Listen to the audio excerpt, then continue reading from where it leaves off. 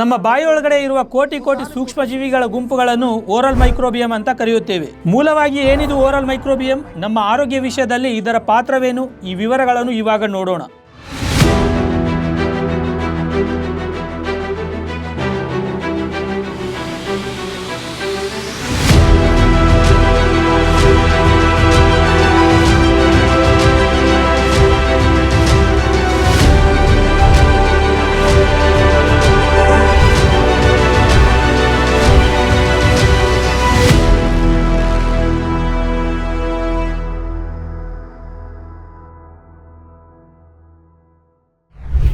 ನಿಮಗೆ ಒಂದು ಆಶ್ಚರ್ಯಕರವಾದ ವಿಷಯವನ್ನು ಹೇಳ್ತೀನಿ. ನಮ್ಮ ಬಾಯಿಯೊಳಗಡೆ ಸುಮಾರು 700 ರೀತಿಯ ಸೂಕ್ಷ್ಮ ಜೀವಿಗಳು ಇರುತ್ತವೆ. ಇವು ಕೆಲವು ಸಾವಿರ ಸಂಖ್ಯೆಯಲ್ಲಿ ಇರುತ್ತವೆ. ಈ ಸೂಕ್ಷ್ಮಜೀವಿ ಗುಂಪುಗಳನ್ನು ಓರಲ್ ಮೈಕ್ರೋಬಿಯಂ ಅಂತ ಹೇಳ್ತೀವಿ.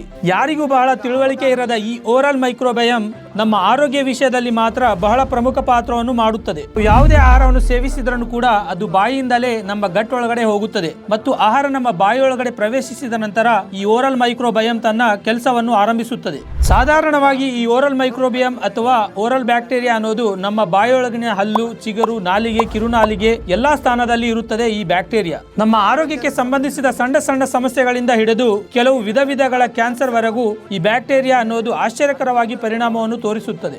ಗಟ್ ನಲ್ಲಿ ಇರುವ ಹಾಗೆ ಬಾಯಿಯೊಳಗಡೆ ಕೂಡ ಈ ಗುಡ್ ಬ್ಯಾಕ್ಟೀರಿಯಾ, ಬ್ಯಾಡ್ ಬ್ಯಾಕ್ಟೀರಿಯಾ ಇರುತ್ತವೆ. ಓರಲ್ ಬ್ಯಾಕ್ಟೀರಿಯಾ ಒಳಗಡೆ ರೋತಿಯಾ, ನೈಜೀರಿಯಾ, ಫ್ಯೂಸೋ ಬ್ಯಾಕ್ಟೀರಿಯಾ ಇಂತಹ ಬ್ಯಾಕ್ಟೀರಿಯಾವನ್ನು ನಾವು ಮುಖ್ಯವಾಗಿ ನೋಡಬಹುದು. ಅಲ್ಲದೆ ನಾವು ಆರೋಗ್ಯದಿಂದ ಇರುವುದಕ್ಕೆ ಈ ಓರಲ್ ಮೈಕ್ರೋಬಿಯಂ ಒಳಗಡೆ ಈ ಗುಡ್ ಬ್ಯಾಕ್ಟೀರಿಯಾ, ಬ್ಯಾಡ್ ಬ್ಯಾಕ್ಟೀರಿಯಾ ಈ ಎರಡನ್ನೂ ಬ್ಯಾಲೆನ್ಸ್ ಮಾಡಿಕೊಳ್ಳುವ ಅಗತ್ಯ ನಮಗೆ ಮುಖ್ಯವಾಗಿದೆ. ಹಾಗೆ ಬ್ಯಾಲೆನ್ಸ್ ಮಾಡಬೇಕೆಂದರೆ ಮೂಲವಾಗಿ ಈ ಬ್ಯಾಕ್ಟೀರಿಯಾ ಯಾವ ತರ ಬ್ಯಾಲೆನ್ಸ್ ತಪ್ಪುತ್ತದೆ ಅನ್ನುವ ವಿಷಯವನ್ನು ಅರ್ಥ ಮಾಡಿಕೊಳ್ಳುವ ಅಗತ್ಯವಿದೆ. ಸಿಂಪಲ್ ಆಗಿ ಹೇಳಬೇಕೆಂದರೆ ಈ ಓರಲ್ ಬ್ಯಾಕ್ಟೀರಿಯಾ ಬ್ಯಾಲೆನ್ಸ್ ತಪ್ಪುವುದಕ್ಕೆ ಬಹಳಷ್ಟು ನಮಗೆ ಇರುವಂತಹ ಅಭ್ಯಾಸವೇ ಪ್ರಮುಖ ಕಾರಣ ಅಂತ ಹೇಳಬಹುದು. ಮದ್ಯಪಾನ, ಧೂಮಪಾನ, ಆರ್ಟಿಫಿಷಿಯಲ್ ಶುಗರ್ ಸೇವಿಸುವುದು, ಸರಿಯಾದ ಡಯಟ್ ಮಾಡದೇ ಇರುವ ಕಾರಣ ಪ್ರಮುಖ ಕಾರಣ ಅಂತ ನಾವು ಹೇಳಬಹುದು. ಗುಡ್ ಬ್ಯಾಕ್ಟೀರಿಯಾ, ಬ್ಯಾಡ್ ಬ್ಯಾಕ್ಟೀರಿಯಾ ಈ ಎರಡನ್ನು ಬ್ಯಾಲೆನ್ಸ್ ಮಾಡುವುದಕ್ಕೆ ನಾವು ನಮ್ಮ ಆಹಾರದ ವಿಷಯದಲ್ಲಿ ಕೆಲವು ಎಚ್ಚರಿಕೆ ವಹಿಸುವ ಅಗತ್ಯವಿದೆ. ಪಾಲಕ್ ಸೊಪ್ಪು ತರ ನೈಟ್ರೇಟ್ ರಿಚ್ ಫುಡ್ ತೆಗೆದುಕೊಂಡರೆ ಇದು ಪ್ರೋಬಯೋಟಿಕ್ಸ್ ತರ ಕೆಲಸ ಮಾಡಿ ಓರಲ್ ಮೈಕ್ರೋಬಿಯಂ ಜೊತೆಗೆ ಗಟ್ ಮೈಕ್ರೋಬಿಯಂ ಕೂಡ ಆರೋಗ್ಯದಿಂದ ಇರುವುದಕ್ಕೆ ಇದು ಅನುಕೂಲವಾಗುತ್ತದೆ. ನಮ್ಮ ಗಟ್ಗೆ ಅಲ್ಲದೆ ನಮ್ಮ ಮೈಂಡ್ಗೆ ಕನೆಕ್ಷನ್ ಹೇಗಿದೆಯೋ ನಮ್ಮ ಗಟ್ಗೆ, ನಮ್ಮ ಓರಲ್ ಮೈಕ್ರೋಬಿಯಂಗೆ ಕೂಡ ಸಂಬಂಧ ಇದೆ ಅನ್ನೋ ವಿಷಯವನ್ನು ನಾವು ಅರ್ಥ ಮಾಡಿಕೊಳ್ಳಬೇಕು.